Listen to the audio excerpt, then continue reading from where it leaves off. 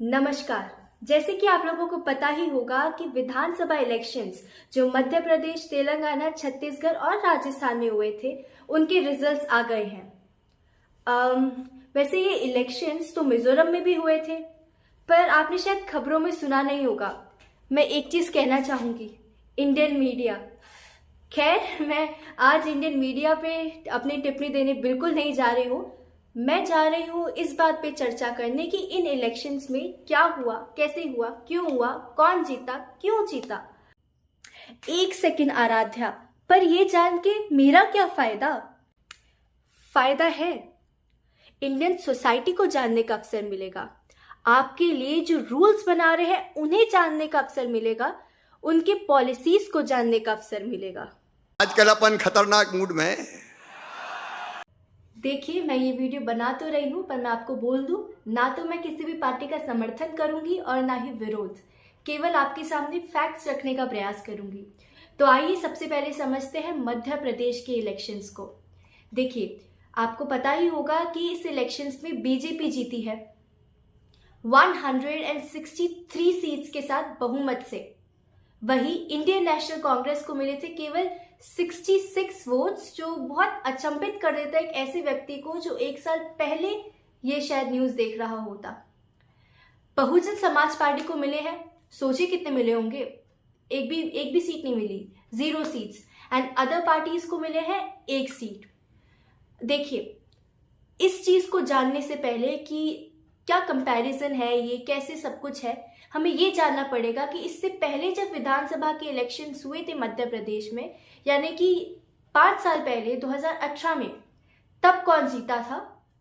तो मैं आपको बता दूं, 2018 के विधानसभा इलेक्शंस जो मध्य प्रदेश में हुए थे, वहां पर बीजेपी को मिले थे 109 सीट्स। याद रखना, अभी मिले हैं 163 सीट्स, तब मिले थे 109 सीट्स। एंड कांग्रेस को मिले थे 114 सीट्स एंड अदर्स 7 सीट्स। इससे आप शायद कंपेयर कर सकें, कांग्रेस को 48 सीट्स कम मिली है 2018 के मुकाबले और बीजेपी को 54 सीट्स ज्यादा मिली है।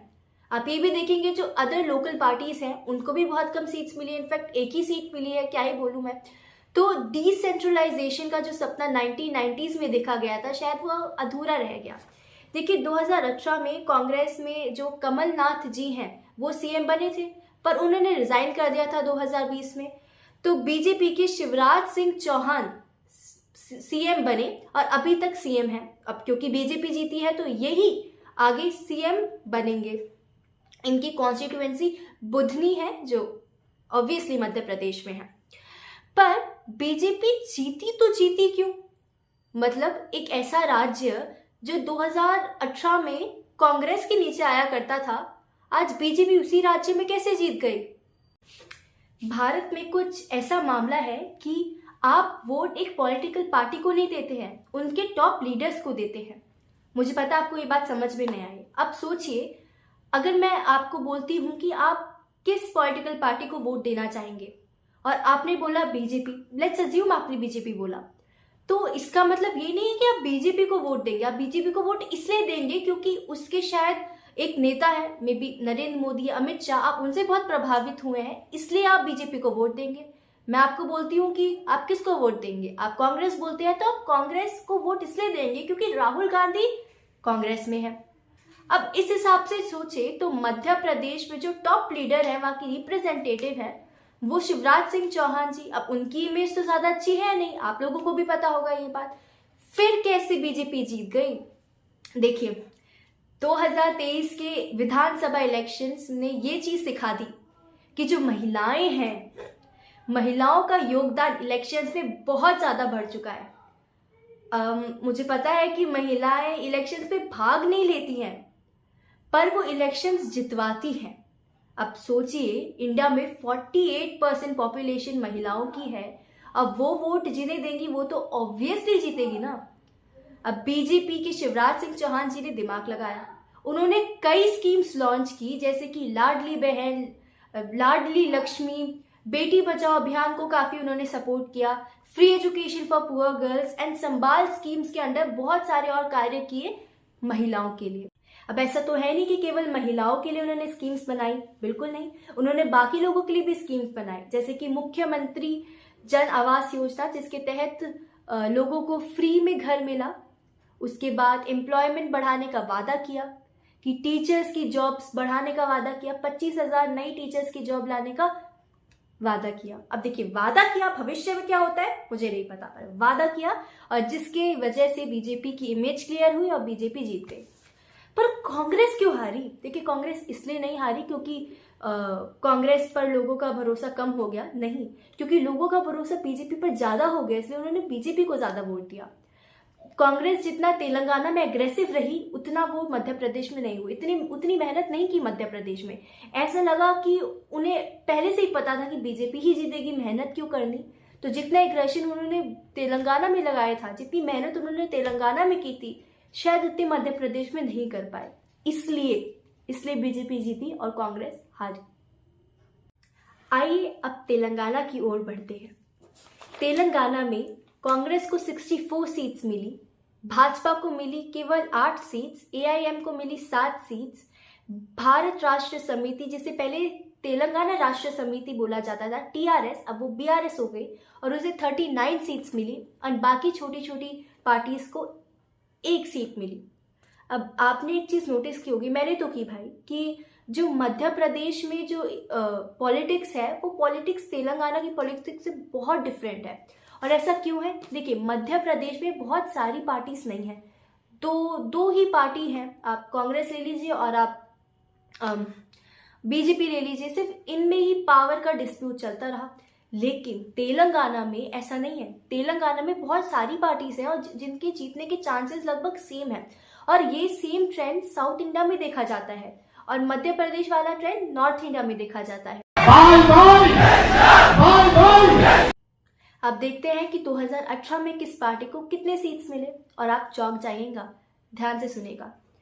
टीआरएस, जो अभी बीआरएस बन गई है, तब उसे तेलंगाना राष्ट्र समिति के नाम से जाना जाता था, वो भारत राष्ट्र समिति बन गई है। उसे मिले थे 88 सीट्स, कांग्रेस को केवल 19 सीट्स मिले थे, और अभी 64। भाजपा को मिले थे केवल एक सीट, तो कांग्रेस को 45 सीट्स ज्यादा मिली। हम बात करेंगे क्यों। भाजपा को मिली 7 सीट्स ज्यादा, भले ही हारी पर ज्यादा सीट्स मिली, एंड बीआरएस को मिली लास्ट इलेक्शन से 49 सीट्स कम। अब आप लोगों को लग रहा होगा कि भाजपा तो तेलंगाना में हार गई, पर मुझे ऐसा लगता है कि भाजपा की हार तेलंगाना में बिल्कुल नहीं हुई है, बल्कि जीत हुई है। क्यों? देखिए, मुझे पता है हार गई है भाजपा तेलंगाना में, पर 2018 के विधानसभा इलेक्शंस में उसे केवल 1 सीट मिली थी, भाजपा को केवल 1 सीट मिली थी, अभी 8, तो बढ़ रहा है ना। अब ऐसा तो नहीं है कि 1 सीट से अब डायरेक्ट पूरा सीएम ही बना देंगे बीजेपी, है ना, ऐसा तो है नहीं। तो धीरे धीरे बढ़ तो रही है पॉपुलैरिटी बीजेपी की तेलंगाना में। अब देखिए, 9 साल तक के चंद्रशेखर राव, जो अभी जिसे हम बीआरएस बोलते हैं, उसके सीएम रहे उसके तहत तेलंगाना के।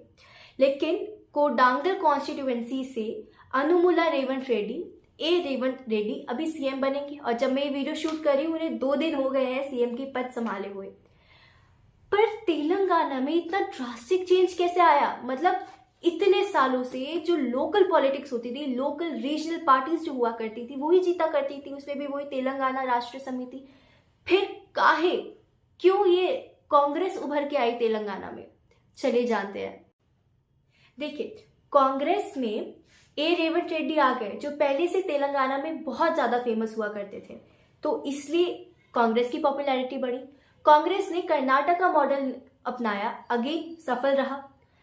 कांग्रेस ने मुस्लिम वोटर्स का वोट लेने की पूरी कोशिश की, सफल रहे। उन्होंने कालेश्वरम प्रोजेक्ट पर करप्शन चार्जेस लगाए, सफल रहे। उन्होंने अनएम्प्लॉयमेंट पर बात की, अनएम्प्लॉयमेंट पे बोला कि आपकी बीआरएस पार्टी ने कुछ नहीं किया है, लोगों के पास जॉब्स नहीं है, अगेन वो सफल हो गए। उन्होंने वादा किया कि वो फार्मर्स को और लेबर्स को फाइनेंशियल सपोर्ट देंगे, सफल रहे। वही बात बीआरएस की बात की जाए तो वो क्यों फेल हो गई? देखिए, लोग बोलते हैं ऐसा तेलंगाना के कि जो बीआरएस के जो नेता हैं वो बहुत एरोगेंट हैं, ओल्ड फैशन है, एंड लैंड ग्रैबर्स है, जो और आपको पता होगा कि के चंद्रशेखर राव बहुत न्यूज में आया करते हैं आजकल, तो उन पे भी केसेस चले बहुत सारे। तो इन सब कारणों की वजह से कांग्रेस की पॉपुलैरिटी बढ़ी और बीआरएस की कम हुई। And these are the reasons why Congress जीत गई इलेक्शंस तेलंगाना में और बीआरएस हार गई। वैसे ये कोई एक्सपेक्ट नहीं कर रहा था कि मध्य प्रदेश में बीजेपी जीत जाएगी और तेलंगाना में कांग्रेस स्टिल जीत गए। देखिए, वीडियो एंड करने से पहले मैं आपको एक चीज बताना चाहूंगी जो मैंने बहुत सुनी है लोगों से, कि क्योंकि साउथ इंडियंस जो है वो ज्यादा एजुकेटेड है इसलिए उन्होंने कांग्रेस को वोट दिया, नॉर्थ इंडियंस क्योंकि एजुकेटेड नहीं है इसलिए उन्होंने भाजपा को वोट दिया। मैंने ये भी सुना है क्योंकि नॉर्थ इंडियन ज्यादा अच्छे हिंदू हैं, हाँ मैंने बिल्कुल ऐसे शब्द सुने हैं, अच्छे हिंदू है इसलिए उन्होंने बीजेपी को वोट दिया है, और क्योंकि साउथ इंडियंस अच्छे हिंदू नहीं है इसलिए उन्होंने कांग्रेस को वोट दिया है।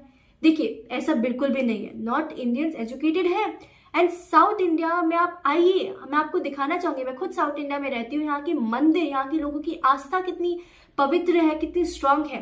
तो जस्ट बिकॉज आपके पसंद के पार्टी को वोट नहीं मिला है तो आप वोटर्स को बेवकूफ मत बताइए। वोटर्स बेवकूफ नहीं है, उनको सब पता है। अरे वो तो उनको ही वोट देंगे ना जिनको उन्हें लगता है कि वो आगे चल के मदद करेंगे। तो वोटर्स बेवकूफ नहीं है। हाँ, शायद कुछ गलती कर सकते हैं पर वो बेवकूफ नहीं है। वो जो भी कार्य करते हैं अपने लिए करते हैं। उन्हें जिनकी पॉलिसी ज्यादा प्रॉमिसिंग लगती है फ्यूचर के लिए वो उन्हें वोट देते हैं। तो प्लीज आप वोटर्स को बेवकूफ ना बुलाइए।